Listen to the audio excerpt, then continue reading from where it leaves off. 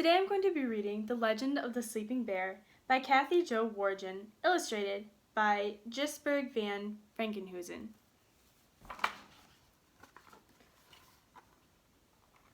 Long ago, before voyagers paddled canoes down the rivers, streams, before mighty lumbermen cleared forests with sharp, shiny axes, before wooden ships carried sailors across great freshwater seas.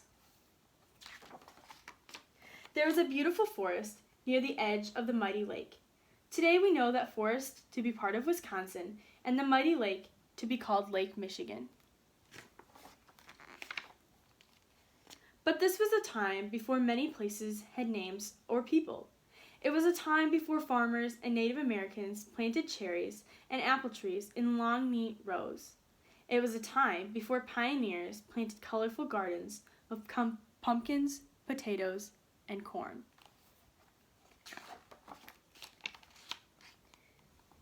In this forest, near the edge of the lake, lived Mother Bear. Her fur was blacker than the darkest night, and her eyes were large and round. Mother Bear had 2 cubs, and they were very soft and playful. The 3 of them lived together in a small, cozy den, nestled among bluebells and buttercups.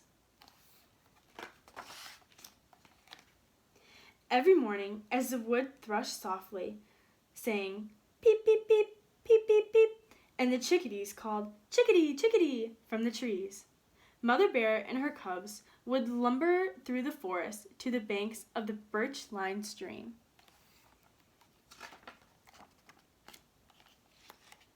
Deer would gently bend their slender necks to sip cool water, and the raccoons would quickly wash their faces.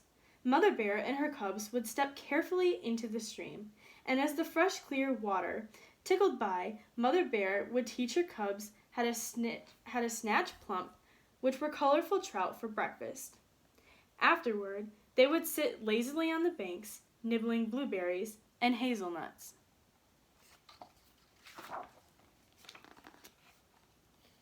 Every afternoon, Mother Bear would lead her cubs into the forest to the edge of the mighty lake. This lake was so big they could not see the other side, and the water seemed to disappear into the sky. The bears would frolic along the sandy shores, happily splashing in the shallows and chasing herring gulls. They tugged at each other's tails and took long, cool baths. Every morning, Mother Bear led her cubs back to the warm, cozy den, where she cradled them in her big black paws and held them gently while they went to sleep.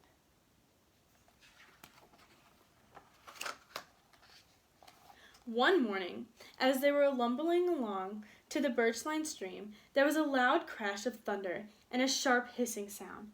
Snap! Pop! Mother Bear stood on her hind legs and stuck her nose into the air. A brilliant orange blaze flashed through the trees, and dark clouds filled the sky. Fire!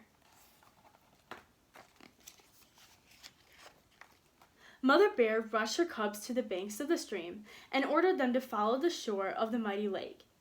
Bears dashed rapidly, deer sprang back and forth, and wolves ran wildly. Even the star-nosed mole hurried out from beneath the cover of the forest floor.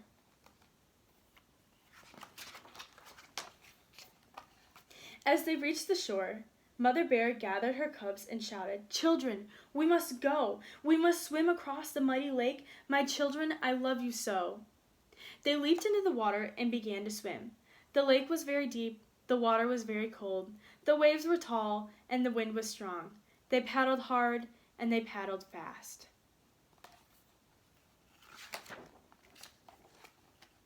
Mother Bear pleaded, "My children, do you promise that you'll swim with all your might?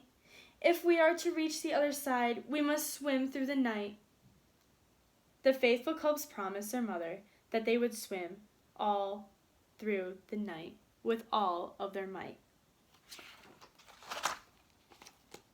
They swam and they swam, growing weary and tired. They swam as the afternoon sun grew large and warm. They swam as the sun slipped beneath the horizon and the air grew cold.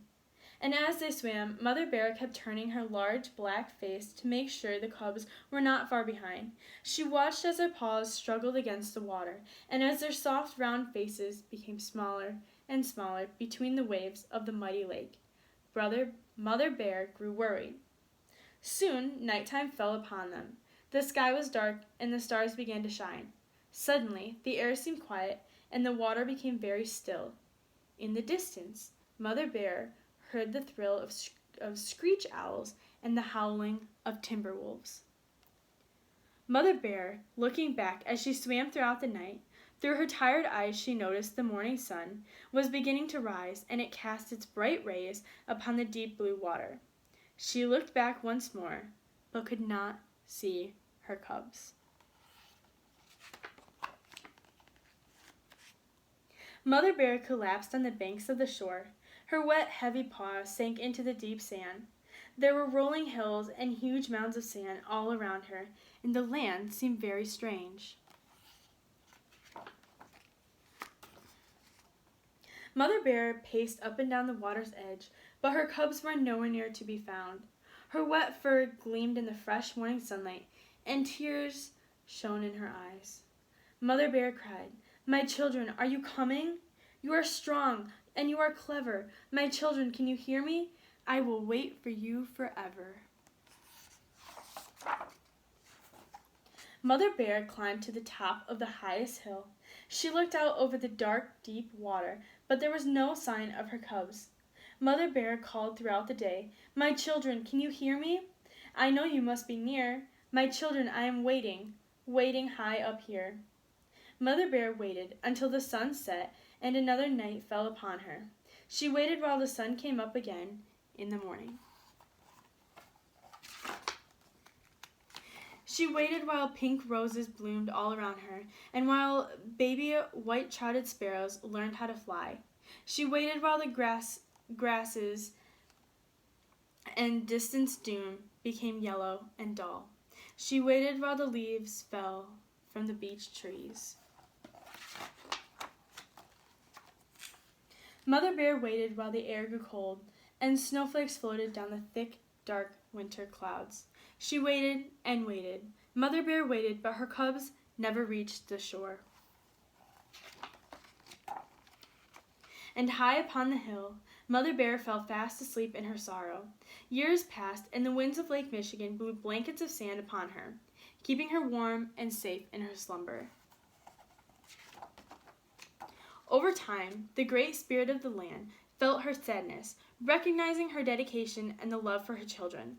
With a tremendous amount of wind, the spirit brought the cubs back to the shore, raising them out of the water, and as the two magnificent islands, placing them forever within the watchful, caring eyes of Mother Bear.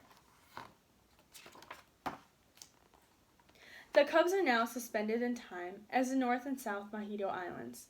Happy to be near their mother again, they rest in the spirit of the mother's love. Two islands of gleaming sand edged near the waters that sparkle and dance in the sunlight.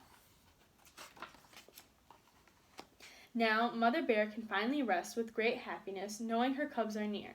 And today, when the wind is quiet and the sun begins to set, you can still hear her voice echoing in the wind that blows across Lake Michigan. My children, as the years may pass and time slips through our hand, my love will linger near the shore in the blowing sand. I'll send you kisses in the wind and let you know I'm here. Sleeping near the water's edge, I am always near. My children, you can rest assured that we are now watching together, and I am watching over you and loving you forever. The end. The Legend of the Sleeping Bear.